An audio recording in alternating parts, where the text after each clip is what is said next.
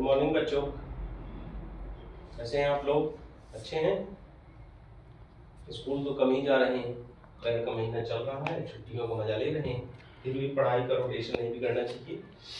आज हम लोग समीकरण इक्वेशन इस टॉपिक को लेते हैं। इसको आप लगातार हर क्लास में 6 के ऊपर पढ़ते हो।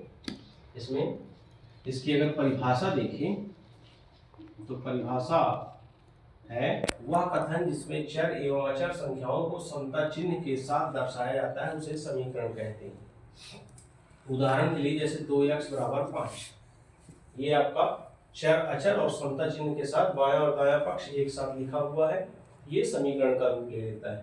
ठीक है, तो इसी से संबंधित कुछ प्रश्न देखते हैं। जैसे पहला प्रश्न है, किसी संख्या के दुगने में 5 जोड़ने पर 10 आता है, तो संख्या ज्ञात करो। तो माना वह संख्या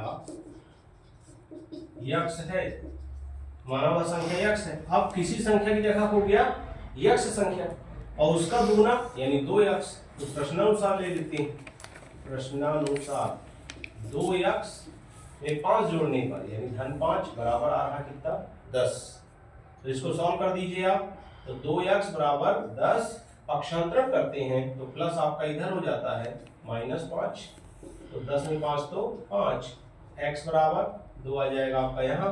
इस प्रकार से वह संख्या क्या प्राप्त हो गई 5/2। इसको हम इस तरह से भी लिख सकते हैं 2 दूनी 4, 2 सही 1/2 यानी 2.5।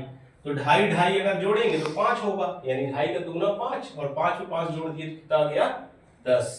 इस प्रकार से किसी संख्या के दुगने में 5 जोड़ने पर 10 आता है, तो वह संख्या ज्ञात करो, तो वह संख्या है 5/2।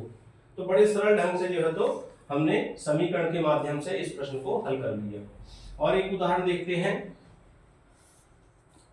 दूसरा उदाहरण है, दो संख्याओं का योग 15 है, एक संख्या दूसरे से 3 अधिक है। तो माना छोटी संख्या इसमें ले लेते हैं, छोटी संख्या बराबर x, तो बड़ी संख्या बराबर हो जाएगी x + 3, क्योंकि एक संख्या दूसरी से कितनी अधिक है 3 अधिक है, तो x + 3 हो जाएगी।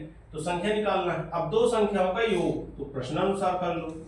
प्रश्नानुसार दो संख्याओं का योग यानी दोनों संख्याओं का योग यानी पहली संख्या x और दूसरी संख्या x + 3, दोनों का योग कितना है 15 बराबर 15।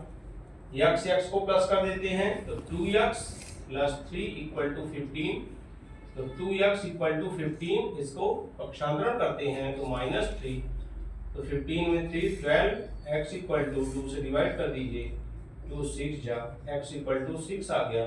और दूसरी संख्या क्या हो जाएगी 9, क्योंकि 6 में जब +3 करेंगे तो 6 + 3 9।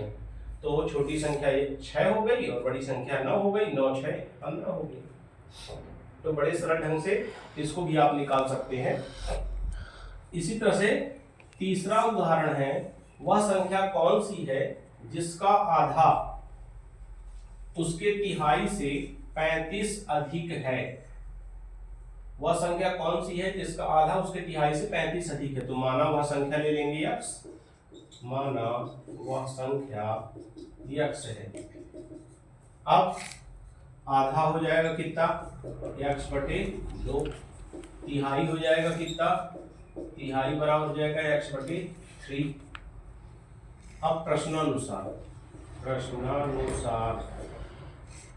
उस जिसका आधा यानी x/2 उसके तिहाई से यानी x/3 से 35 अधिक है यानी +35।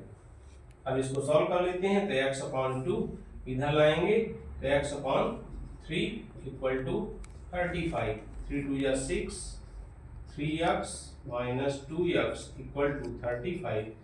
इसको आगे सॉल्व कर लो तो 3x में 2x तो x = यहाँ पर 35 को 6 से इंटू कर दें, 6 5 जा 30, 6 5 30 और 6 3 18 और 18 6 5 30, 6 3 18 3 21। तो x बराबर 210। इस प्रकार से वह संख्या 210 होगी। तो इन 3 उदाहरण के माध्यम से आई होप कि आप लोगों को समीकरण की अवधारणा स्पष्ट हो गई होगी। तो इसी तरह से इसको प्रैक्टिस करते रहिए। इसमें कहीं कोई दिक्कत हो तो आप लोग कमेंट सेक्शन में अपने क्वेरीज डाल सकते हैं। चैनल को हमारे ज़्यादा से ज़्यादा लाइक करिए और सब्सक्राइब करिए। Thank you.